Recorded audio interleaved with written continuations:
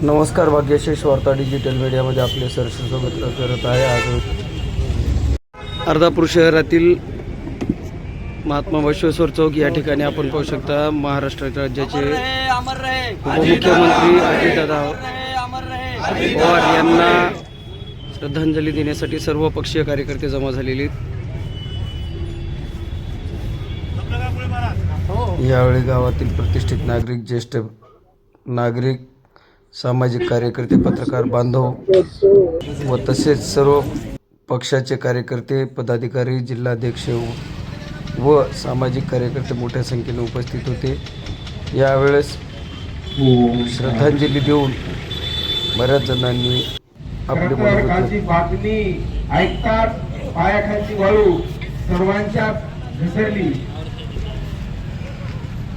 ही दुर्दैवी बातमी आपल्या महाराष्ट्रावर खूप मोठा आघात आहे। आपल्या महाराष्ट्रातले मोठे नेते गेल्यामुळं आज आपला महाराष्ट्र पोरका झालेला आहे। सर्वांचं खरं तर एवढं दुःख सहन करणं खूप कालचा दिवस कसा गेला, काय गेला, अख्ख्या महाराष्ट्रात जिकडे बघल तिकडे एकच बातमी, एकच दादा, अजित दादा, दुसरं आदरणीय स्वर्गवासी अजितदादा पवार यांचं काल सकाळी क्रॅश झाले। थोडंसं सोशल मीडियावर बघितल्यावर सर्वांना वाटलं छोटा मोठा ऍक्सिडेंट असेल आणि त्याचा अनुभव घेतलेला आहे का सहभाग देखील आपल्याला। राज्याचे माजी उपमुख्यमंत्री अजितदादा पवार यांचं काल दुःखद निधन झालं। संबंध महाराष्ट्र आणि देश दुःखाच्या महासागरात बुडाला। आज अर्धापूर तालुक्याच्या वतीने सर्व पक्षीय आणि सर्व लोकांनी एकत्रित येऊन त्यांना शोकसभा घेण्यात आली, श्रद्धांजली वाहण्यात आली। दादाच्या अशा अचानक झालेल्या एक्झिटमुळं महाराष्ट्राचंच नाही तर देशाचं नुकसान झालं। अनेक कोट्यवधी कार्यकर्त्यांचं नुकसान झालं। माझ्या विचाराने ग्रामीण महाराष्ट्राचं तर फार मोठं नुकसान झालं। शेती, सहकार, ग्रामीण प्रश्न आणि ग्रामीण प्रश्नावर असलेले कार्याच्या माध्यमातून उत्तर हा आवाज आता बंद झाला। एवढा मोठा ग्रामीण भागाचा अभ्यास असलेला आणि राज्यात आत्मविश्वासाने आणि चमक डोळ्यात आणि कामात धमक ठेवून वावरणारा नेता आता राज्याच्या विधिमंडळात राहिला नाही। महाराष्ट्राला त्यांच्या जाण्याने फार मोठी किंमत मोजावी लागेल।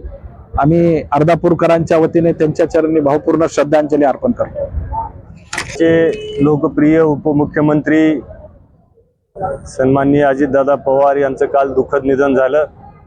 अर्धापूर तालुक्याच्या सर्व पक्षांच्या वतीनं इथे या ठिकाणी शोकसभा आयोजित करण्यात आलेली होती। खरं तर अजितदादा पवार यांच्यासारखा जो नेता आहे या महाराष्ट्राच्या इतिहासात ना आजपर्यंत झाला आणि याच्या पुढं अजितदादांसारखं नेतृत्व होईल हे खरं तर काळाच्या यानं अशक्य असलेली ही गोष्ट आहे। कारण ज्याप्रमाणे अजितदादांनी फक्त राजकारण न करता एक कार्यकर्त्यांना घडवणारा नेता म्हणून जी अजितदादांची ओळख आहे, अशा असंख्य शेकडो हजारो कार्यकर्ते त्यांच्या नेतृत्वात घडले आणि फक्त कार्यकर्तेच नाही तर त्या भागाचा आणि महाराष्ट्राचा सर्वांगीण विकास करण्यासाठी दूरदृष्टीचं असलेलं नेतृत्व, 24 तास लोकांच्या कामात असलेलं नेतृत्व, दुर्दैवानं लोकांच्या कामात असतानाच त्या ठिकाणी दुर्दैवी अपघाती मृत्यू त्यांचं निधन झालं। आणि या प्रसंगी फक्त पुणे जिल्हा, बारामती, त्यांचा परिसरच नाही तर संपूर्ण महाराष्ट्रावर आणि संपूर्ण देशावर एक खूप मोठी शोककळा पसरलेली आहे।